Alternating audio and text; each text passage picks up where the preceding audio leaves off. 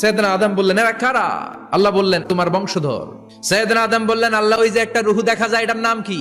এটা তোমার ছেলে দাউদ, সে দুনিয়াতে নবী হয়ে আসবে। সৈয়দনা আদম বললেন মাবুদ আমার ছেলে দাউদের কত বছর হায়াত আপনি দিয়েছেন? আল্লাহ বললেন মাত্র 40 বছর। সৈয়দনা আদম বললেন মাবুদ এত ফুটফুটে সুন্দর আমার ছেলে দাউদ মাত্র 40 বছর দিলেন কেন? আল্লাহ আপনি বাড়ায় দেন, আল্লাহকে বাড়ানো যাবে না, লেখা হয়ে গেছে। সৈয়দনা আদম বললেন আমার 1000 বছর থেকে 60 বছর আমি আমার ছেলেরে দিয়ে দিলাম। আর আদম আলাইহিস সালাম পেয়েছিলেন 1000 বছর, 60 কমে গেলে রইল কত? 940 বছর পৃথিবীতে থাকার পরে মালাকুল মাউত চলে এসেছে, এসে বলল জিইতু আন আকবাদা রূহাক, রূহ কবজ করতে আসছি। আদম আলাইহিস সালাম বললেন রূহ কবজ করতে আসছো মানে? আমি বাঁচমু 1000 বছর। মালাকুল মাউত বললেন না না, ওই যে আগের কথা স্মরণ করেন আপনি 60 বছর দিয়া দিয়েছিলেন। কয় না আমি দেই নাই।